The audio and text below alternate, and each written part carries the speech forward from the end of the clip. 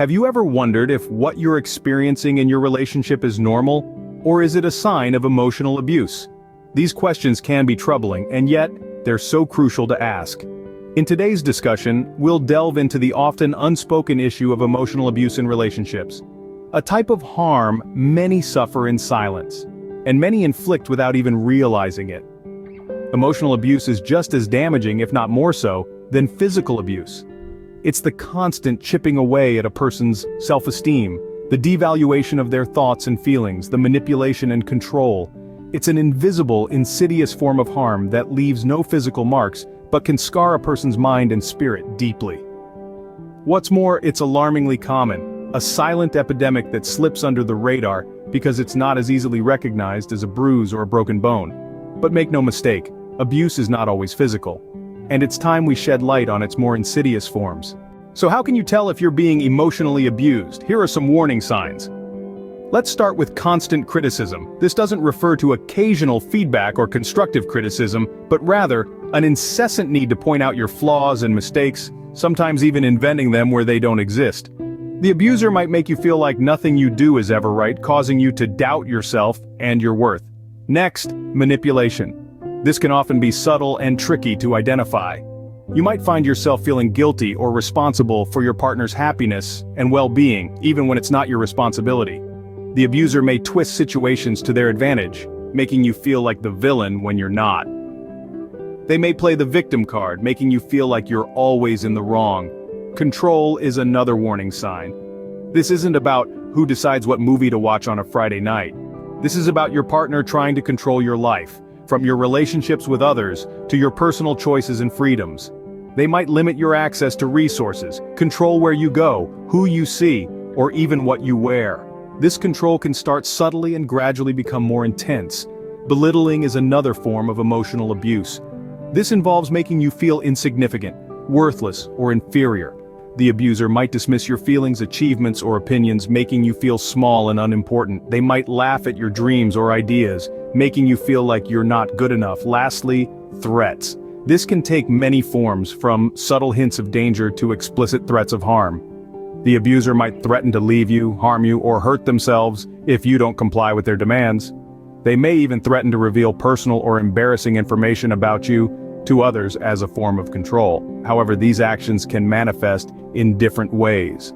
Constant criticism might look like your partner always pointing out your mistakes, even when you're trying your best. Manipulation could be your partner making you feel guilty for their unhappiness. Control might be your partner dictating your friendships, and belittling could appear as your partner dismissing your achievements. Threats might come in the form of your partner saying they'll leave you if you don't do what they want. It's important to remember that these signs can be subtle and might not appear all at once. They may creep in slowly, almost imperceptibly, making them difficult to recognize. Emotional abuse can be insidious, gradually eroding your self-esteem and confidence until you feel trapped and powerless. But by recognizing these signs, you can begin to take steps towards protecting yourself and seeking help. Remember, these signs can be subtle and might not appear all at once. Are you always at fault, even when it's clear that you're not? This might be a red flag. Let's talk about a common tactic used by emotional abusers, the blame game. Picture this. You're having a conversation with your partner and suddenly, something goes wrong. Maybe a minor disagreement escalates into a full-blown argument. Or perhaps your partner's mood shifts unexpectedly. Before you know it, you're being accused of causing the issue, even when you're confident that you didn't. This is a classic sign of emotional abuse. Abusers often shift blame and responsibility onto their victims. They do this to avoid taking responsibility for their actions and to keep their victims in a state of constant self-doubt. It's a powerful control tactic because it can make you question your actions, your words, and even your thoughts. Here's how it works. Every time there's a problem, the abuser deflects blame towards you. They'll twist the narrative, manipulate the facts, or outright lie to make you believe that you're at fault. This constant blame shifting can make you feel like you're walking on eggshells, always trying to avoid doing something that might upset your partner. Over time, this can lead to decreased self-esteem. You might start believing that you're always in the wrong, that you're not good enough, or that you're the cause of all the problems in your relationship. This is exactly what the abuser wants, as it makes you more likely to tolerate their abusive behavior. But here's the thing. It's not your fault. If your partner consistently blames you for things that are out of your control, or makes you feel guilty for their mistakes, it's a clear sign of emotional abuse. Healthy relationships are built on mutual respect and understanding, not blame and guilt.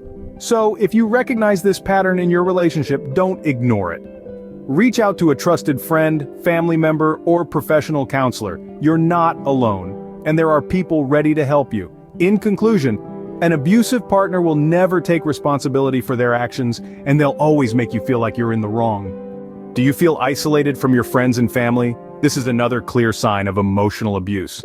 A sense of isolation can creep up on us so subtly that we might not even realize it's happening. And it's not always physical isolation, it can be emotional too. Imagine this. You used to hang out with your friends, attend family gatherings, or maybe just have casual chats with your colleagues at work. But slowly, you find yourself distancing from these interactions. Your partner might make it uncomfortable for you to maintain these relationships. They might criticize your friends or family or create conflicts that make you choose between them and your loved ones.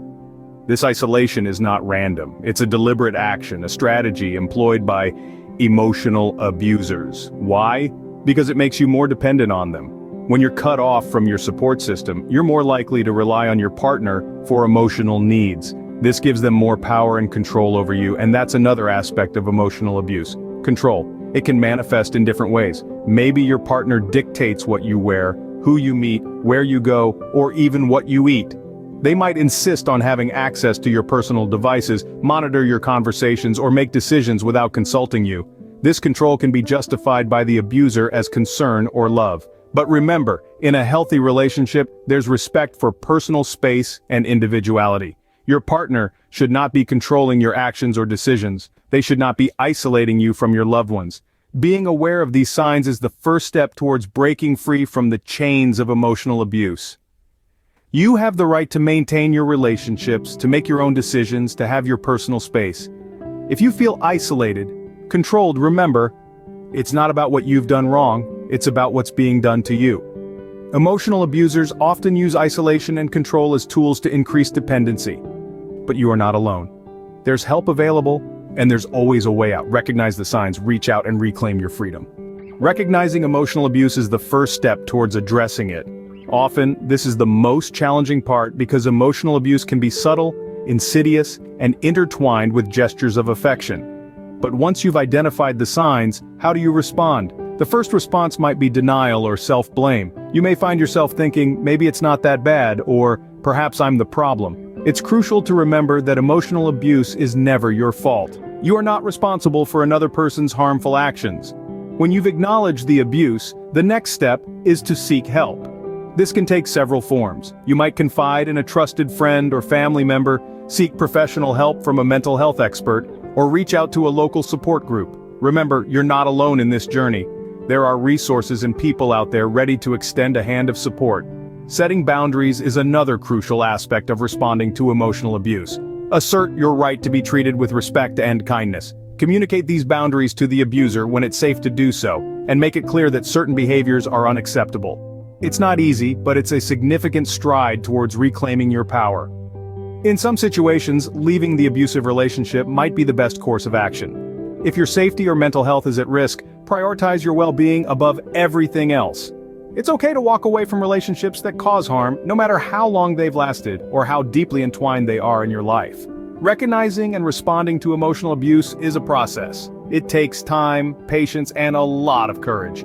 But remember, you're stronger than you think, and every step you take towards addressing the abuse is a step towards healing. In this journey, self-care becomes paramount. Nurture your physical, mental, and emotional well-being. Engage in activities that bring you joy and peace. Surround yourself with positivity and people who uplift you. Remember, emotional abuse is never your fault and help is available. You deserve to be treated with respect and kindness always. Don't hesitate to reach out for help when you need it. You're not alone and there are brighter days ahead. So, to recap, emotional abuse is a serious issue that often goes unnoticed. We've taken a deep dive into the subtle and not so subtle signs of this hidden danger. We've talked about the blame game, where the abuser shirks responsibility and manipulates the victim into feeling guilty. We've explored the terrifying aspects of isolation and control, where the abuser seeks to limit the victim's social interactions and dominate their life. We've also discussed how to recognize these warning signs and how to respond effectively. Remember, the first step is awareness. Listen to your instincts. If something feels off, it probably is. Reach out to trusted friends, family, or professionals. There are resources available to help you navigate this difficult situation. No one should endure emotional abuse. It's essential to stand up for yourself and seek help when needed. Remember, you deserve respect and kindness in all relationships. Don't settle